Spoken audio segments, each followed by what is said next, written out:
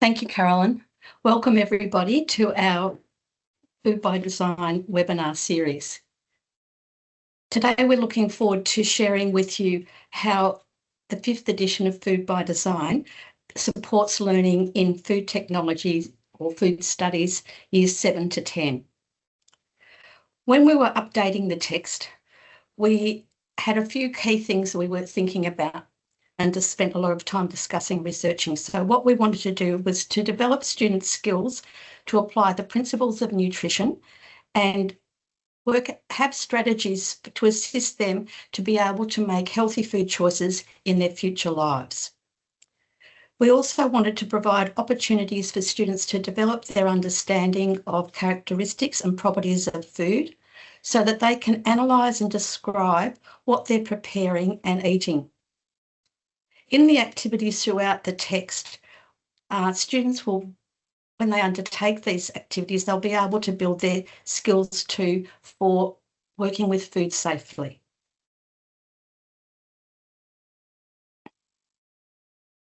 So how do we teach students to make healthy food choices?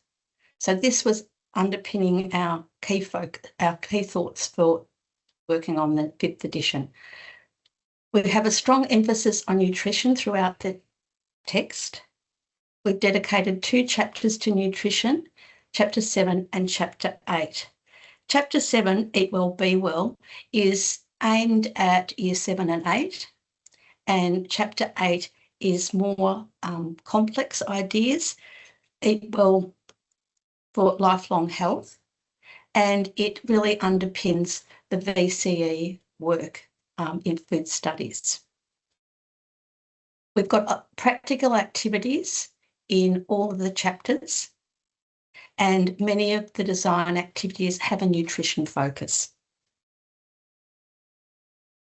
So I'm going to talk about Chapter 7, Eat Well, Be Well.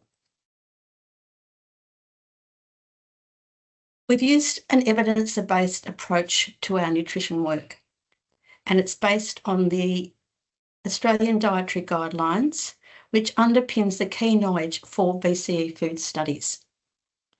Throughout the text, we've used a lot of diagrams, which is a useful learning strategy for students that find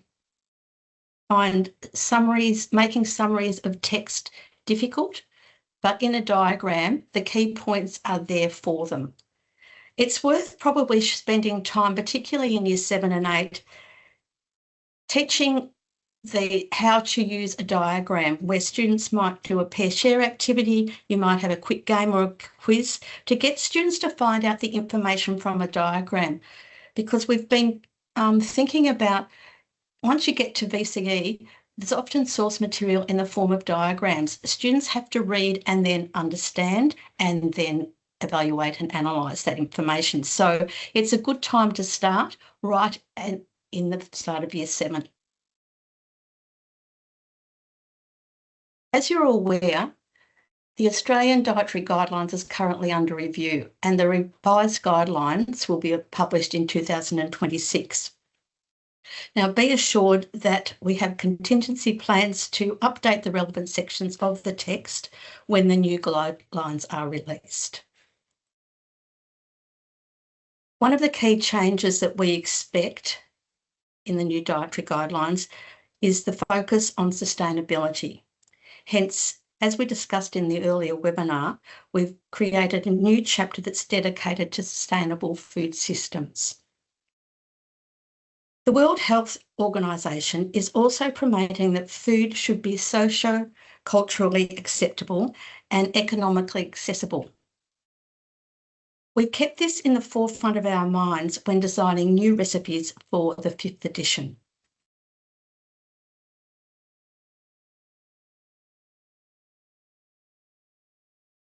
The Australian Guide to Healthy Eating is a food model that's based on Dietary Guideline 2. Now, a food model represents a plate divided into sections and gives examples of foods that can be classified into each group. The 2 groups outside the circle are not as important for good health, but are acknowledged. and water is acknowledged as the preferred drink on the model.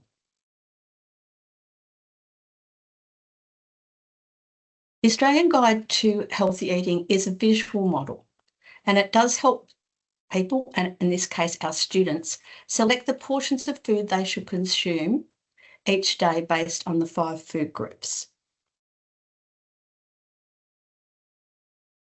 Now, why is the food model useful? This is where, as a teacher, we need to start to help students to understand how you can classify ingredients onto the Australian Guide to Healthy Eating model, and then evaluate the outcome with the recommendations of the model. So it's a quick way for students to do this. Students need to practice the skill, and we recommend starting off with a recipe. So this is one of our new recipes, the cheese and ham toasty with the mango chutney and pickled cucumber. It's rather delicious. And it's good to start to show students how you classify. Okay, you're thinking about a Lebanese cucumber. All right, that's into the vegetable section.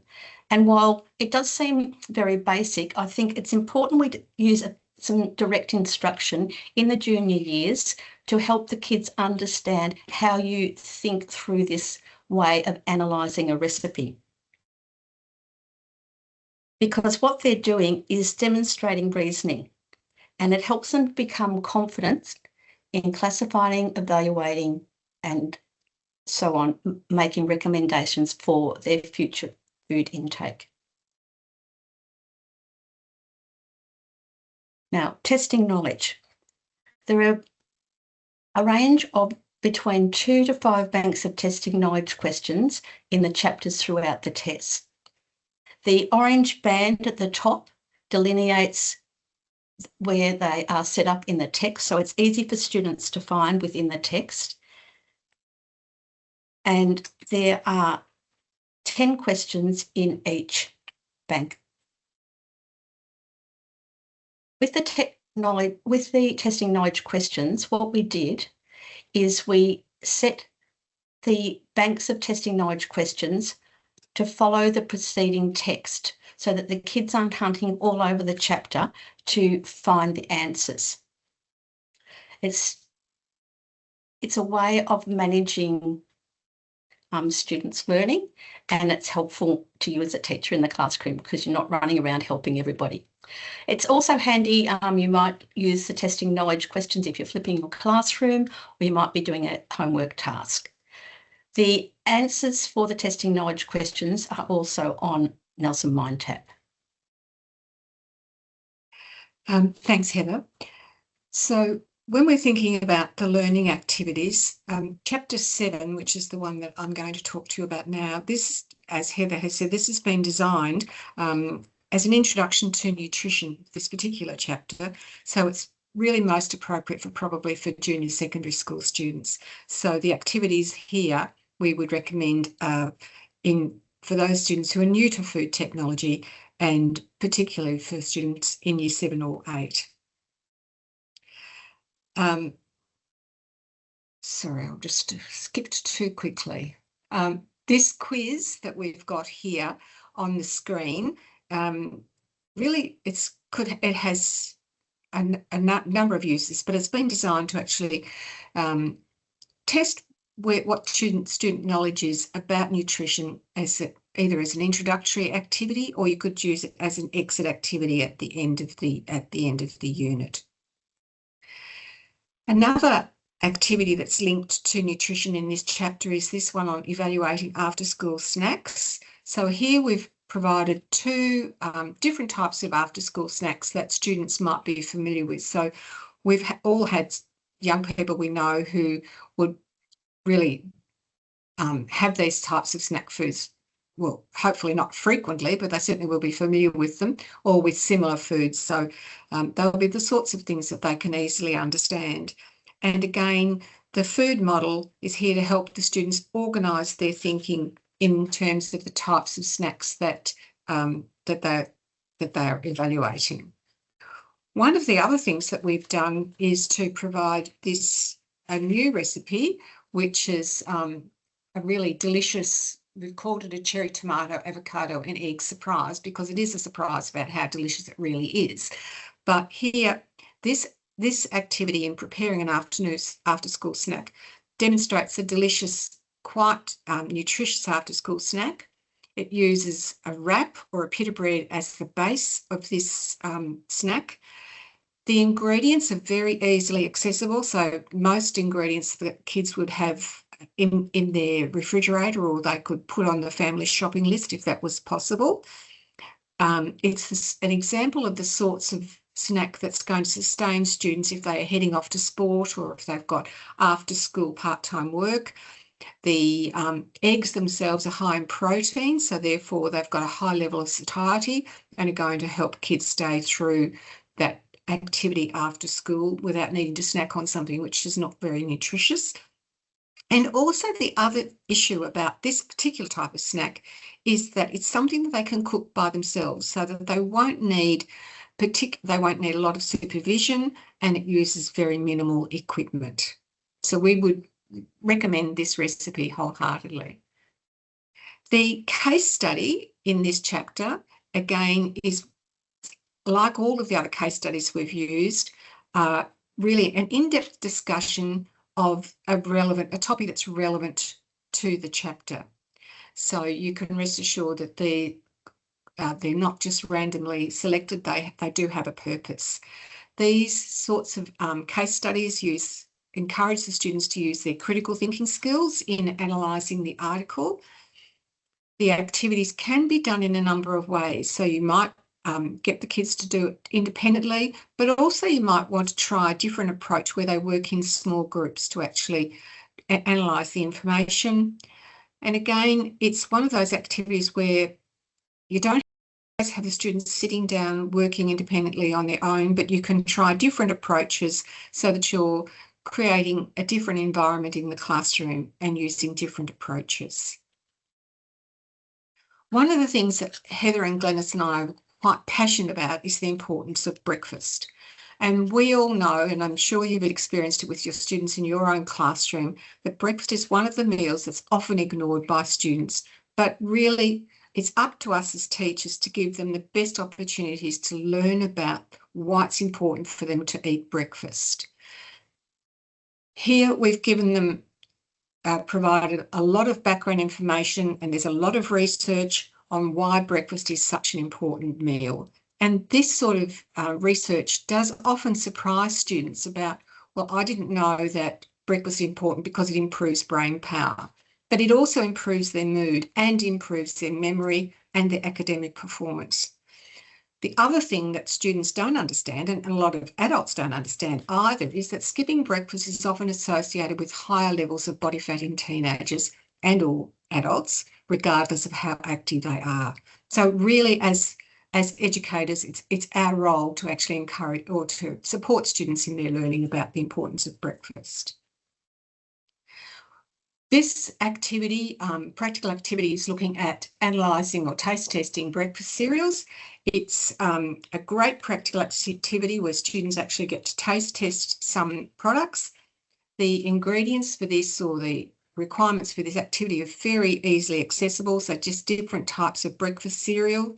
They're all relatively inexpensive.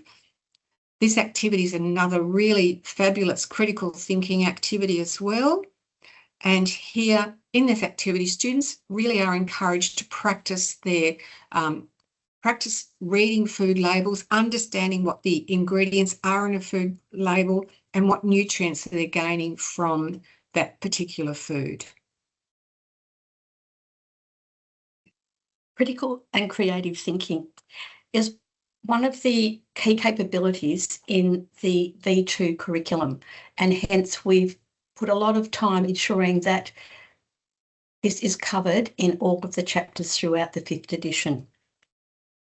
Now, thinking about critical and creative thinking, there are interrelated strands. So first off, we're starting with questions and possibilities. And this is where students explore the nature of questioning and a range and use a range of strategies to develop new ideas and possibilities. With reasoning, that students explore how to structure, analyse, evaluate and communicate reasoning and how to think analytically. With metacognition, students explore learning strategies. They use the thinking process to manage the thinking for different purposes, and they use criteria to identify and evaluate proposed solutions to a problem. So you can see as we work through this, it fits perfectly into our area of study, food technology.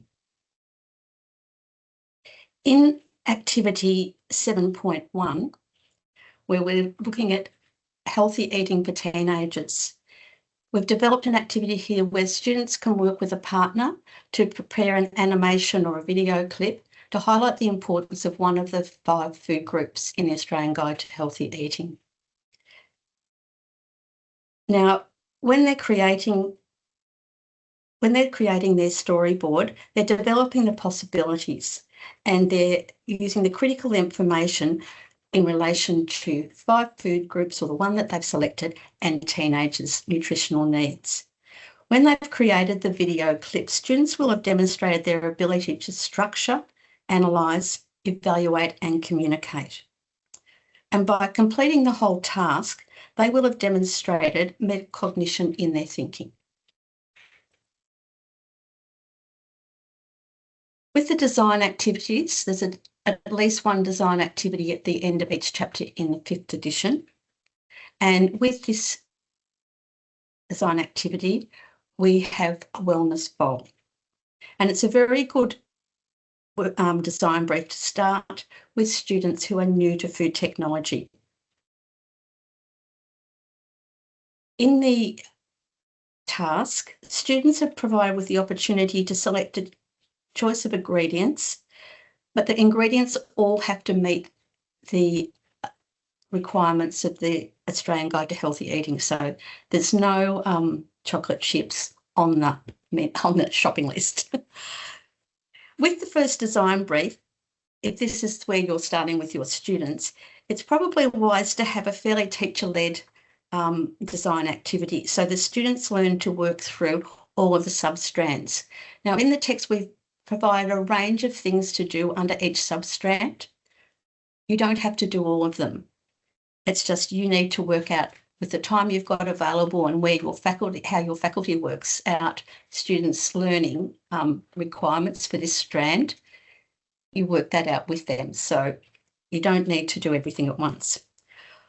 When we're talking about the Wellness Bowl activity, what we were thinking is with the designed options and when the students have worked out what they're selecting for their design solution and worked out their method of preparation, that we would probably, as a teacher, manage the quantities for the ingredients. This just speeds up the whole business of food ordering, and it also helps prevent waste. So, like we might say, okay, half an Lebanese cucumber, it might be 1 radish, might be 4 cherry tomatoes, but to keep it controlled so that you haven't got students ordering, 200 grams of salmon. Way too expensive, and it doesn't work for the budget or for the time you've got available to do this task. Thanks, Heather. Now, Chapter 8, as Heather has said, this is a more in-depth approach to nutrition and some of the more complex aspects of nutrition, so it's probably more appropriate for students at that year 9 or 10 level. The infographic, and we talked about the infographics in our previous webinar as well, but the infographics in the nutrition chapters, I think, really just demonstrate the type of information that you're going to find within the chapter. And remembering too that you don't actually have to teach the whole chapter from the beginning through to the end, but feel confident and reassured that you can just dip in and out whatever's appropriate for your student cohort. So you might start with digestion and gut health, but don't feel that you have to teach the whole way through sequentially. But the infographic does give you some guidance about the different topics that are covered in each chapter, and you'll find this infographic I think, quite valuable as teachers who are used to our textbooks for food solutions have found this is one of the features that people particularly have enjoyed and found very valuable. In terms of digestion, the information in digestion in our food by design is not covered in as much depth as is required for VCE, but it does introduce students to the key terminology that they will require in later years. So the key terminology such as what do the words enzymatic hydrolysis mean? What are digestive enzymes and which ones are relevant to digestion of fat or protein or carbohydrate? What does the word FODMAP mean? And how do we, what do we have to understand with that terminology in year 9 to 10? In this text, we have introduced the issue of gut health. This is such an important area that we know it's important for students to understand. We also know there's a lot of information available about gut health on this topic in various media platforms, including social media and in advertising.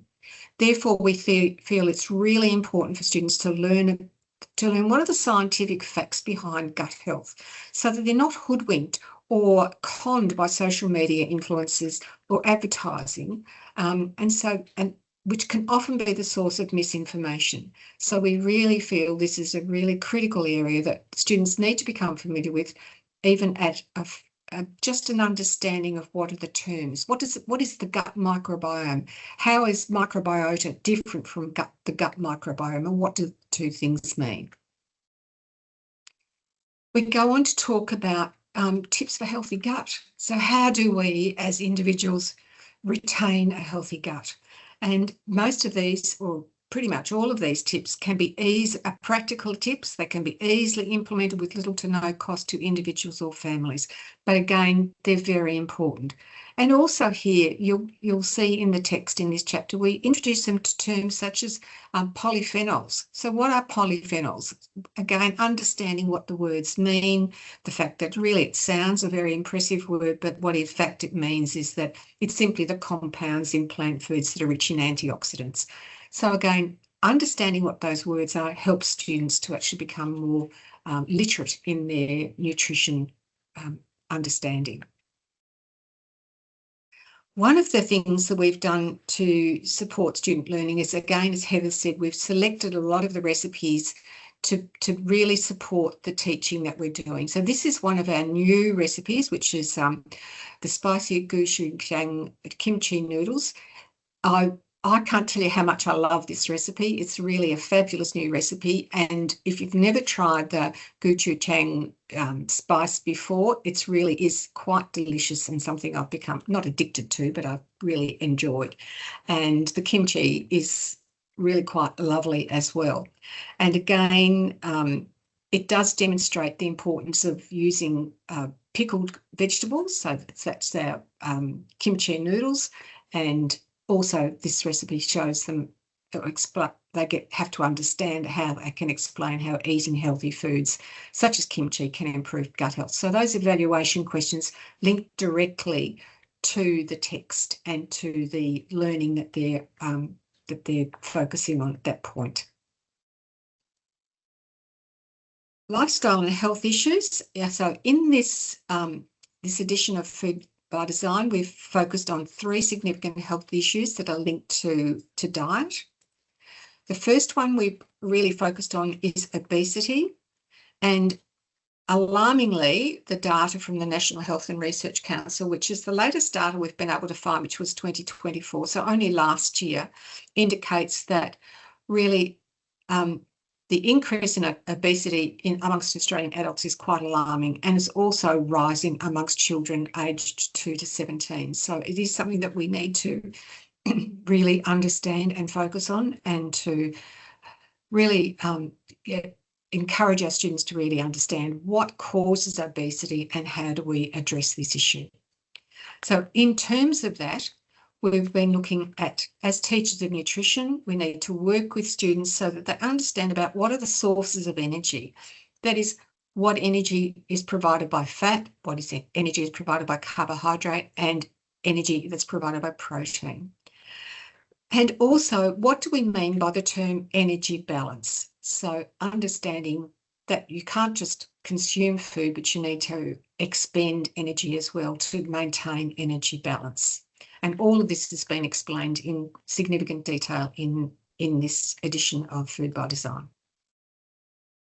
Cardiovascular disease, again, it's another diet-related illness, and it is our role as teachers to empower students to understand the value of consuming a healthy diet. So how do we reduce the risk of cardiovascular disease? And we've provided information about all of these strategies of consuming a healthy diet, exercising regularly, and maintaining a healthy weight. Type 2 diabetes is another diet-related illness, and here we think it's really important that students understand the difference between type 1 diabetes and type 2 diabetes, because as you and we both know that they are completely different, but type 2 diabetes has been linked to lifestyle and the sorts of issues that we as individuals need to address. So looking at all of those causes of type 2 diabetes that are on your screen, so being overweight or obese, not being physically active enough, whether individuals have been a smoker in a past life, and the fact that sadly type 2 diabetes is more common in First Nations people, or if there is another member of the family who has type 2 diabetes. So all of those things are addressed in the book. So strategies to enhance good health. Here in the text, we've identified or described 3 achievable strategies to enhance good health.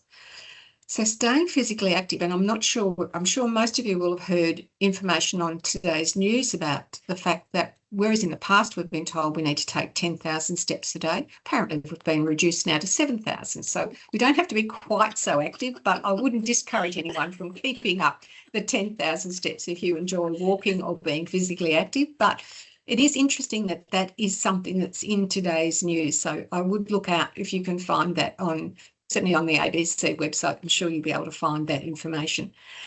The fact that we should be consuming a nutrient-dense diet rather than an energy-dense diet. And most important of all, this is one of my bugbears, is the fact that portion sizes are really out of control. So we need to reduce portion sizes, not be tempted by what the food manufacturers are trying to convince us is a portion size, when in fact it's far more than that.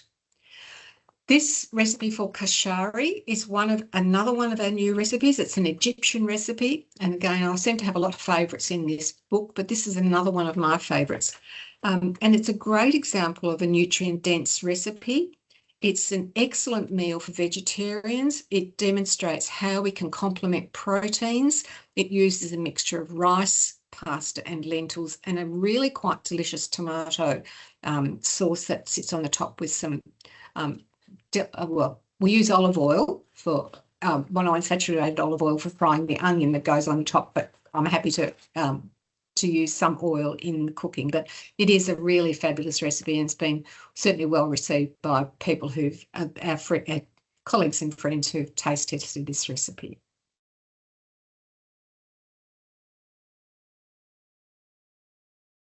Another recipe which some of you will have made before, which is chicken laksa, is a beautiful Malaysian recipe. Again, here the evaluation questions in this recipe have been quite targeted to nutrition, so you can look at a couple of the questions about what are Hokkien noodles, and what are the nutritional properties in this particular recipe. And then again, a question which we've used in a number of the evaluation questions, which is getting the kids again to use their thinking skills to work through how do they classify the ingredients in this particular recipe, which is really, again, quite a good activity for them to do. We've also addressed in this chapter food allergies and intolerances. And as I've mentioned before, food literacy is really one of our major issues with this text, trying to encourage that development of food literacy. So there is, again, as we were talking about previously, there's so much misinformation about these particular issues that students need to become food literate. Yes, food literate. That's what I'm trying to say. Thank you. Food allergies, understanding what a food allergy is. The definition that we've used in the text is very much the expectation of what is required at VCE. So this is underpinning our VCE learning. And it again gives our students a good grounding for hopefully that they will go on to do food studies at Year 11 and Year 12. The students must understand that the only way to address an allergy is not to consume the food that causes the allergy. There is no other alternative. It's no use considering that you might just be able to use it occasionally. There is no such thing with an allergy. So having students really be quite clear about that. Food intolerances, again, we've focused here on understanding the difference between a food allergy and a food intolerance. We've covered lactose intolerance and gluten intolerance, as these are probably the most common types of intolerances within our community. But within the text, we've also explained the difference between a gluten intolerance and what celiac disease is, because they are completely different conditions. So it really is important that students understand that. FODMAP, again, we're underpinning the learning that's required for VCE. So again, it's really wonderful to be able to introduce students to this topic at this earlier level, so that it doesn't come up as something which is completely new to them when they get into those senior levels at school. And you'll find that we've just given you a snapshot of it on the screen here, but there is information in the text in significant detail. We've gone into quite a bit of information about meat-free diets. Again, this is a topic that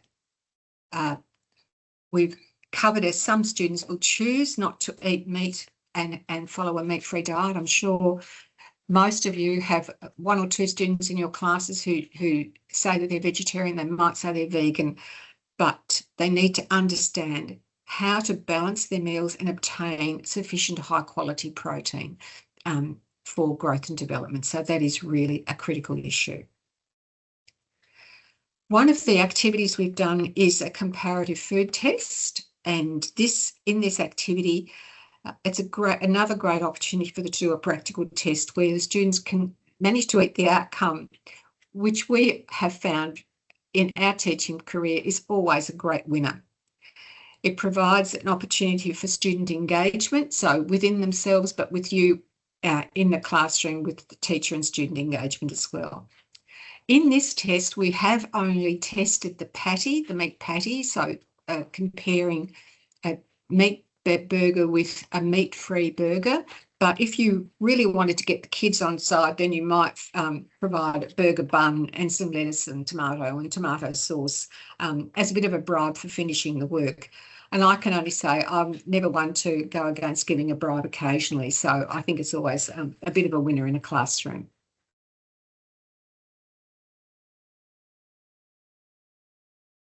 Oh, sorry, I've skipped over that. Sorry, everyone. So this was what I was talking about previously. I missed that slide. I do apologise. So this is our burger activity, which, again, I was saying was a terrific outcome, a terrific activity. Right, moving on to chapter 5 in the new text is Indigenous foods.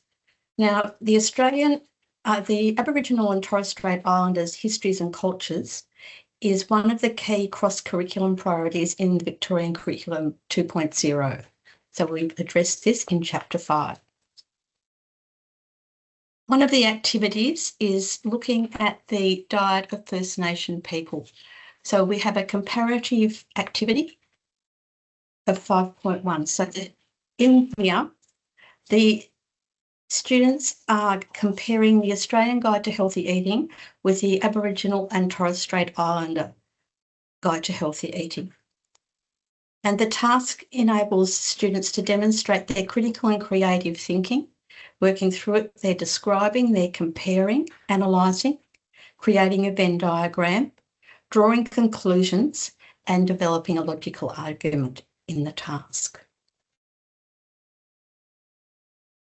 One of the parts of the task is where students have to consider why tinned, dried and long-life food are included in the Aboriginal and Torres Strait Islander Guide to Healthy Eating.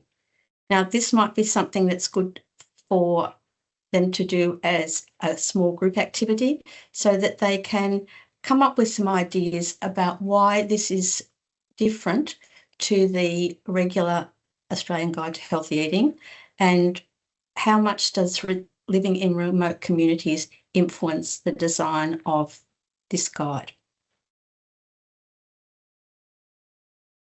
Activity 5.2 is a food analysis task. So first off, the students are examining the benefits of eating, or health benefits of kangaroo meat. And then with this, they need to examine data of the nutritional value of kangaroo meat in comparison to meat types. And we provide you with the data so they don't get lost somewhere online when they're searching for the information. Now, in this chapter, there is the recipe for kangaroo meatballs, which are a delicious snack food. Now, again, this might be something you want to do as a whole practical activity with the whole class, or it might be where you might do a dem while the students are doing their analysis, and then they can do a taste test at the end of the written task. We've been very grateful to the support of the NAFT organisation. Some of you may have met Julie last year at the HEV conference where she was talking about the native ingredients, how they're sourced, and then what they can be used for in everyday diets across sort of snack food, main meals and desserts or drinks. Now, with the NAF, it's Native Australian Traditional Indigenous Foods, that's the acronym, and they have on their site a fabulous ebook. If you want your students to have access to that, you can contact Julie and she will open that up for the students to use as part of their research for some of the other tasks. If you're wanting to purchase some ingredients, they're native ingredients because they're not available in most supermarkets, online ordering is great. They're very quick, a couple of days, 2 days turnaround, and they have small quantities. And so the expense isn't that much, and you could use it for 1 or 2 classes. It doesn't go stale. You've used it all up, and then next time when you do the same unit, you would be able to order again. So thank you, Julie, for your support here. Now, talking about design activities, it's one of the key strands that we have to report on in food and technology. Now, creating design solutions involves starting with a design brief. With a design brief, students don't have to write the design brief. You can use the ones in the text. You can modify them, but we don't have to have the students developing all their own briefs. They can if they want, but depends on the time frame you've got with your students. There's the 5 substrands that you can work through, and as I've previously mentioned, you don't have to do all of these every time you do use a design brief and walk through the design process. It's probably where you'd work with your faculty and decide for this brief we're focusing on doing a good job of investigating and designing and perhaps planning and managing. It's a faculty decision. With the design brief for risotto, this is one of the popular briefs where students can look at the components that go into a recipe. We've used recipe maps throughout the text because they are a great way of structuring a new recipe or allowing students to create a new recipe and yet still have success. And you might have noticed, some of you may have looked at Naji's new recipe books, and she does use a similar idea for, I think it's her fried rice, her stir fries, very much a recipe map idea of helping the cook choose their own ingredients within particular classifications, but then how much do you need of each of the ingredients. So we think that the recipe maps are useful for working towards individual designed options.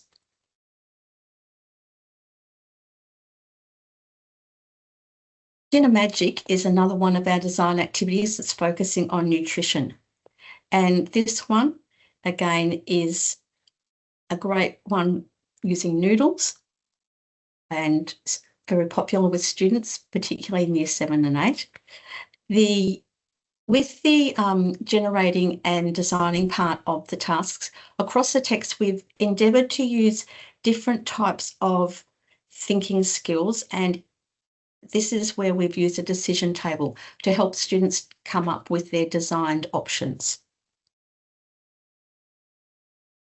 Now, when we were talking about design activities and talking to some of our colleagues in the classroom, we thought we just would go through a few things about surviving design activities, because they are a challenge for teachers where students want to do all their own work, but as a classroom teacher, you have to manage the task and ensure that they have success, or head towards success. So when we would recommend, okay, we've talked about not having all sub-strands for each design brief. It's important that teachers, we do really careful planning across our units, because when you're timing your design brief, they work over a few weeks. And so you've got to think about when are sports days, holidays, perhaps assessment periods. And then sometimes some of the work, you don't want to spend your whole lesson on the design activity, so you run it parallel to other curriculum work.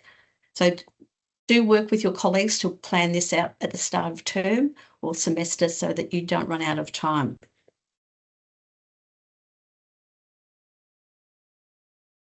When you begin the design process, particularly in Year 7 and 8, we'd recommend that you work with students to complete each sub-strand.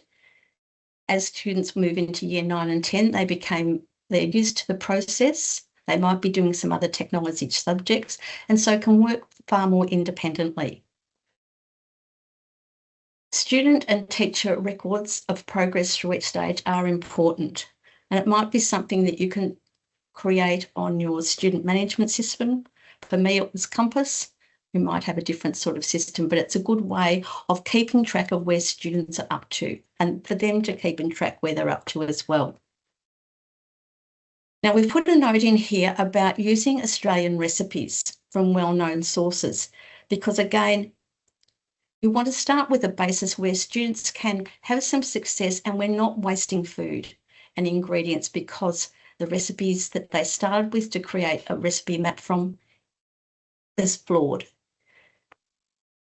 I'm particularly thinking about some of the American recipes where the types of flour are very different to our types of flour that we have available. We also know that in American calculation of their quantities, their tablespoon is 15 ml, ours is 20 ml. And so there's lots of great Australian recipe sources. Use those, we would recommend from experience. The other thing is, students want to, when they do the design brief, they want to cook heaps. They want to take some home. They want to share some from their friends. But again, budgets don't always allow for that. And then the more ingredients they're working with, the longer the time takes for them to prepare it. So we would recommend quantities are cut down to serve 1 or 2 students at the most when you're doing this design activities. The other thing where we can get tripped up on is not allowing enough time for getting food orders in. So have them well in advance, be able to manage if kids are away on a particular day or they're ill, and just so that you've got a way that if they come into the production class, they're not going, oh, I can't cook because I haven't got any ingredients. The other thing that we found to survive design activities, it's important not to be doing one a design activity production for each one of your class in the same week. It just blows your mind. And it also blows the mind of your support staff in the kitchen. Photographing students' work, I think, is very important because they need to have evidence what they've actually prepared before they eat it. And I always try to take some photographs with students and their work so that you can use the students' creative success to promote food technology or food studies within your school community. So it might be on digital notice boards in the library, in corridors, it might be on the weekly newsletter that goes out to your school community. It's really great for our subject to have students and their food on display. Heather and Glenys and I are also very passionate about making sure that we build the skills for students to produce really high quality food.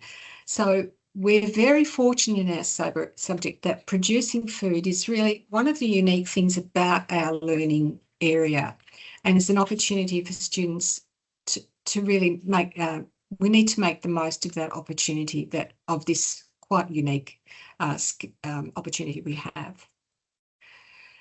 In chapter 3, so if we start with recipe basics, again, we've given you another idea of one of the infographics that we've used in the text, and this infographic, as we said previously, provides a summary of the work that's to come in the chapter.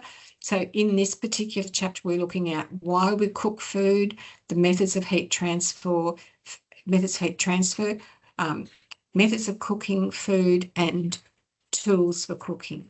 And as we said previously too, remember that you can dip in and dip out. You don't have to start at the beginning and go right through, but also remembering that you might teach some aspects of this as you're teaching a production activity. So you might be doing cooking pasta, and there you might again talk about convection currents as you're teaching that type of skill, or you might be doing in one of your year 9 or 10 classes, you might be making bread or a bread roll. And there again, you can talk about the heat and how convection currents work in an oven as you're cooking. So just being reassured that you don't have to teach the whole chapter, but being creative about how you might teach some of those aspects of the study.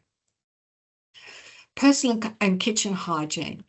This is one of the things that Heather and I, again, we have always done, which is to actually make sure that when you're doing practical work, this is one thing that kids get really excited about. So that first class you have with perhaps with your year 7 students, or if the first time you see them is in year 8, they come in and you get them excited about working in food studies because they're going to be in the kitchen. So we get them in. This is a really great introductory activity.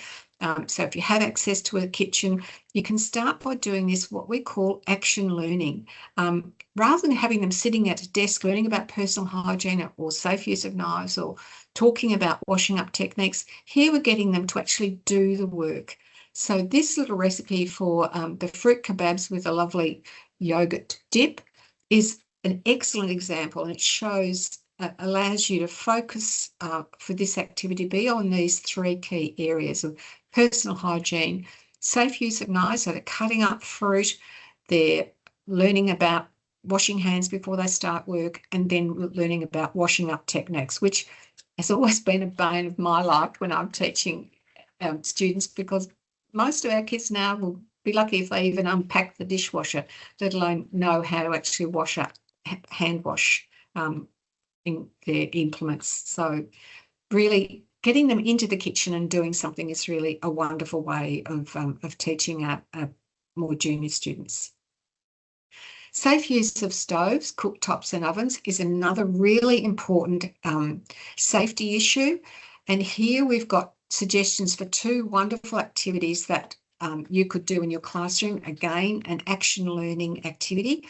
This new recipe for a seeded health bar is a beautiful recipe. It is quite healthy, even though it has got some honey in it. You can encourage kids to realise that honey is just another type of sugar, and it's no different from having any other type. But having it in moderation is what we want. So we don't want them to necessarily go out at recess or lunchtime and eat the entire seeded health bar, but it is a great recipe. It gives them an opportunity to measure accurately using both cups and spoons.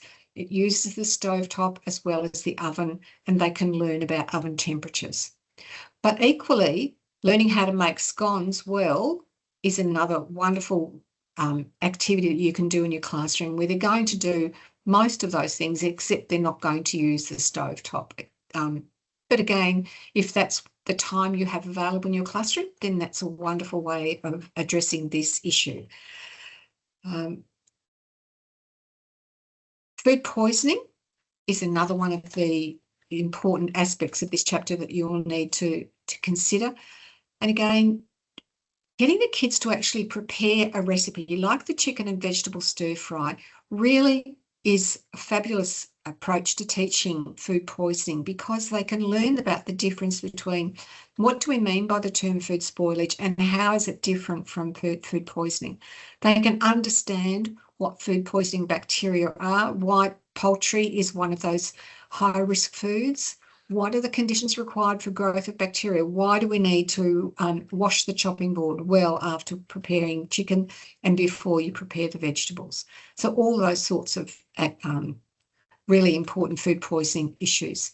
Preventing food poisoning, so some of the strategies. And you can talk through those. If you're doing a running den with the students, you can really talk through those issues with them as they're working. Using small appliances is another one of the areas in this chapter that we think is really important too, because they're going to be using small appliances. Some of you will have had the same experience that I had of a student actually having a handheld beater plugged in and turned on and then washing it under the tap. Well, I nearly had a heart attack that day. But so understanding the use of small appliances safely. We've also got a range of recipes here on the screen that you might consider using. So whether you start with just a stick mixer and making a strawberry and banana smoothie, or if you want to use a food processor to make the short crust pastry, or a new recipe for cheese and broccoli nuggets. This has been a real hit, this recipe, with our taste testing team, including lots of little kids, and they've really loved this recipe. And let me reassure you, these little broccoli nuggets, they actually reheat exceptionally well, so they're worth trying. Looking a little bit more at our recipes. So we mentioned in our last presentation, over the last 2 years, we've trialled many recipes and we've come up with 30 new recipes that are in the new edition. And when we've been looking at the recipes, we wanted to think about how do we have appetising recipes and that they are nutritious foods as well. So again, when you're in our prep class, as Laurel said, we can't overemphasise the importance of getting students engaged in that active learning and preparing food from scratch. They really sometimes they might grumble, oh, I don't want to cook, I'm too tired. But once they get going, they actually do a lot of learning rather than just sitting out of the class. So it is important that they do get involved every time they're in the kitchen. I think building students' confidence is important. And we were thinking about even just how to use a cook's knife accurately and safely. And what's the difference between a cook's knife, a serrated knife, why would you use each one of them, and to become confident to use them effectively for each production is a great deal of pride to many students. And I do like it. I used to teach Year 7 quite a lot, and I just love how seeing over the semester they go from being scared to handle the knife to being able to stand up, be like a TV chef and cut, not fast, but accurately and safely. One of the benefits, which it's good to get through to our students, is that if they're able to cook in food from scratch, they have control over the ingredients. So there's no hidden fats, sugars or salts that they don't know about, like there is in lots of the ultra processed food, and these ultra-processed foods aren't always good for their long-term health. And we have an opportunity in food studies to introduce them to the concept of how they can eat in a healthy way for their future lives. Working independently, I think, is very important to build the confidence of young students in the kitchen so that they can go home and repeat an activity. And I know I remember the fluffy omelette recipe being such a popular one, particularly with boys. And once they knew how to do it, I just loved it the next week when they came back and said, "Oh, Miss, I had a omelette after school every day last week." They were so proud of it. And I just went, good. That's great. And no fast food. The other thing that I think we don't sell enough about is the benefit we have in food technology of how we can improve well-being and social connectedness. In a food class, students are perhaps working in pairs or with a group of 4. Sometimes they don't know those students very well, but we can help them build up confidence, build up working as a team, and again, friendships develop even over how do we work as a team to get the dishes done before we go out to recess. And of course, there's always their friends that are waiting outside the room that want to taste test their products. Here's just a peek at some of the new recipes that we have in our 5th edition. And these again are delicious.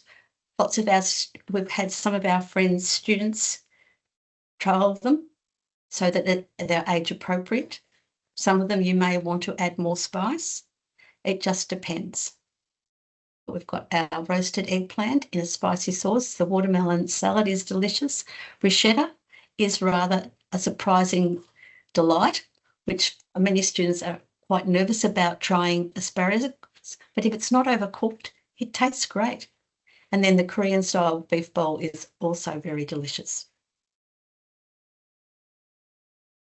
Just to finish up, some of the people who had asked through marketing people asked us to think about engaging students in food technology. So remembering that to build engagement, we have a new unique subject which enables us to develop skills and knowledge for everyday life. The practical work that students do, they're able to achieve success in very short time frames. And what I'm meaning here is when they come in to do a prac for one lesson, we go through all the different steps and they produce some food. If perhaps that's not as successful as they had have hoped, maybe they've burnt something, it's okay because next week they can start again. Fresh, clean slate. They don't have to go back with the same problem that they have to try and fix from last week. And I think that's a unique opportunity to build confidence. As we've mentioned, we have many opportunities to build skills in cooperative learning and teamwork. The practical activities provide many opportunities for thinking skills, and it's up to us as food teachers to sell these to other faculty leaders. They're surprised sometimes at what you have to do to prepare and think about to get good food good nutritious food on the table. The other thing that I think is great about food technology is we have an opportunity to build positive student-teacher relationships because it's always beneficial to be working alongside students in the kitchen. You can move about, have a little chat, move through to other groups. And so many students, I get a bit of a thrill when some students come back. They come back to school and they bring their babies. I feel old, but it's delightful to say they come back and they remember how you work together in food technology. So over to you, Jude. Thank you, everyone. Jude, are you there? Yes, sorry, it was clicking on for a minute. Thank you so much, Laurel and Heather. That was practical, helpful, engaging. I'll keep this brief as all this talk of food has me and likely everybody else thinking about dinner. Hi, everyone. I'm Jude. I'm one of the learning consultants. We're so proud to bring this expertly created edition to the classroom, full of teaching resources. The series is designed to save time, money, and reduce waste. Everything will be available in early November, and adopting schools will be supported with PD in term 4. The pricing options are textbook and digital resources for $74.95 and digital resources only for $49.95. If I could have the next slide, please. Thank you. So that's just our pricing slide there. Also, if we move on to the next slide, this is where you'll have your contact information for myself, Jill and Anne-Marie. We're your learning consultants located throughout Victoria. We're friendly, we're happy, we'd love to meet with you. So please reach out to us and you can discuss any of your specific needs that way. And thank you for joining us today. I'll pass back to Caroline. Thank you.